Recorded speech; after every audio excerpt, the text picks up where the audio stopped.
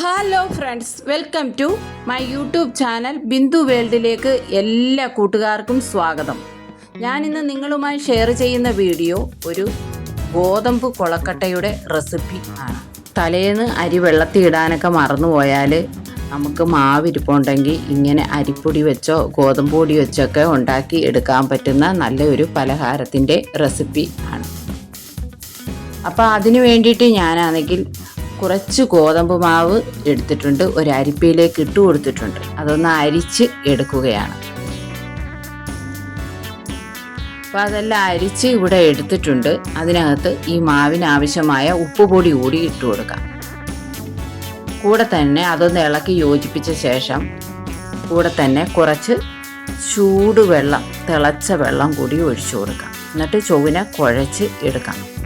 ചൂടുവെള്ളം എടുക്കാൻ പോയപ്പോൾ ഇച്ചിരി കരി പറ്റി കേട്ടോ. എൻ്റെ കൈ അടുപ്പിലായിരുന്നു ഞാൻ വെള്ളം തിളപ്പിക്കാൻ ഇട്ടിരുന്നത് കേട്ടോ.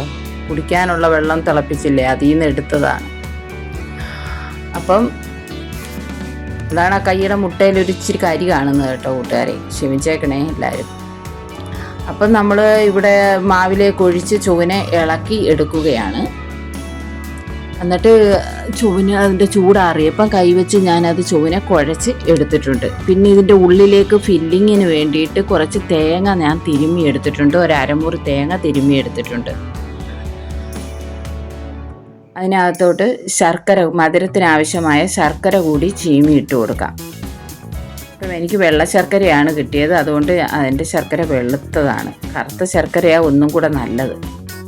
അപ്പം കൂടെ തന്നെ ഞാനാണെങ്കിൽ അത് ഫ്ലേവറിന് വേണ്ടിയിട്ട് ഏലക്ക, ചുക്ക്, ജീരകം ഇതെല്ലാം കൂടെ കുറച്ച് പഞ്ചസാരയും കൂടെ മിക്സിയുടെ ജാറിൽ കൊണ്ടുവന്ന് പൊടിച്ച് ഒരു ടിന്നിലിട്ട് വെച്ചേക്കുന്നതാണ്. അപ്പോൾ ഇന്നിങ്ങനെ പലഹാരമൊക്കെ ഉണ്ടാക്കുമ്പോൾ അന്നേരം പൊടിക്കാൻ ഓടണ്ട. അപ്പം നമുക്ക് അതിൽ നിന്ന് വേണ്ടിയത് ആവശ്യത്തിന് എടുത്താൽ മതിയല്ലോ. അത് ഞാൻ ഒരു ടീസ്പൂണോളം ഇട്ട് കൊടുത്തിട്ടുണ്ട്. പിന്നെ വെള്ളം അടപ്പയിലോട്ട് വെച്ചിട്ടുണ്ട്. അതിലൊരു തട്ടിട്ട് ഒരു വാഴയിലയും കൂടെ വെച്ച് കൊടുത്തിട്ടുണ്ട്. അതൊന്ന് ചൂടാവുമ്പോഴത്തേക്ക് നമുക്ക് കൊളക്കട്ടകൾ ഉണ്ടാക്കി തുടങ്ങാം.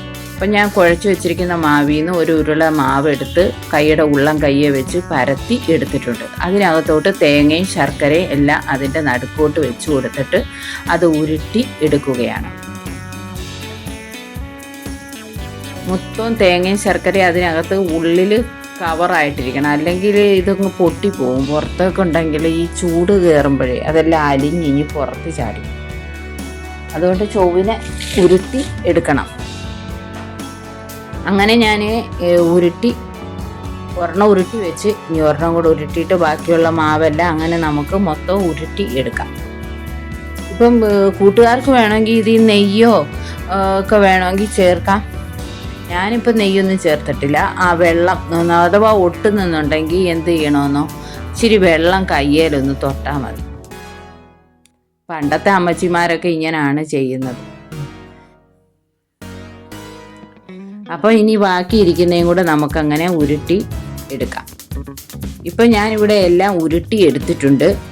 ഇനി അതൊന്ന് ഒരു 10 മിനിറ്റ് നേരം ഒന്ന് ആവിയിലിരുന്ന് അതൊന്ന് വേവട്ടെ. ഒന്ന് അടച്ചു വെച്ച് വേവിച്ച് എടുക്കാം.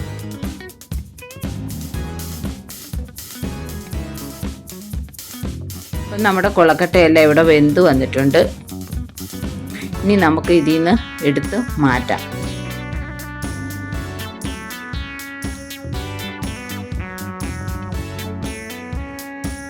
വളരെ സോഫ്റ്റായിട്ട് നല്ല ഒരു കൊളക്കട്ടയാണ്. അപ്പോൾ നമ്മുടെ വീഡിയോ ഇഷ്ടപ്പെട്ടെങ്കിൽ കൂട്ടുകാരെ ഒന്ന് ലൈക്ക്, ഷെയർ, സബ്സ്ക്രൈബ് എല്ലാം ചെയ്യണേ കൂട്ടുകാരെ. ആദ്യമായി കാണുന്ന കൂട്ടുകാരൊക്കെ ഉണ്ടെങ്കിൽ ഒന്ന് സബ്സ്ക്രൈബ് ചെയ്യുമ്പോൾ അതിൻ്റെ അടിയിൽ ഒരു ബെല്ല് വരും. ബെല്ലിലൊന്ന് ടച്ച് ചെയ്യുമ്പോൾ താഴെ ആളെന്ന ഓപ്ഷൻ വരും. അതിലൂടെ ഒന്ന് ടച്ച് ചെയ്യണേ കൂട്ടുകാരെ. അപ്പോൾ ഞാനിടുന്ന വീഡിയോയുടെയൊക്കെ നോട്ടിഫിക്കേഷൻ നിങ്ങൾക്ക് ഉടനടി ലഭിക്കുന്നതായിരിക്കും. അപ്പം നമുക്ക് ഒരു കൊളക്കട്ടയൊന്ന് മുറിച്ച് നോക്കാം. എന്നിട്ട് അതിൻ്റെ ഉൾവശമൊക്കെ ഇങ്ങനെയാണ്. കറുത്ത ശർക്കരയായിരുന്നെങ്കിൽ ഒന്നും കൂടെ നല്ലതായിരുന്നു. പക്ഷേ എനിക്ക് വെള്ള ശർക്കരയായിപ്പോയി. എങ്കിലും കൂട്ടുകാരൊന്ന് ക്ഷമിക്കുക. അപ്പോൾ ഇങ്ങനെ ഒരു പ്രാവശ്യം നിങ്ങളൊന്ന് ഉണ്ടാക്കി നോക്കുക, ഉറപ്പായിട്ട് നിങ്ങൾക്ക് ഇഷ്ടപ്പെടുന്നതാണ്. അപ്പം നമുക്ക് വീണ്ടും പുതിയൊരു വീഡിയോയുമായി വീണ്ടും കാണാം. Okay, bye bye.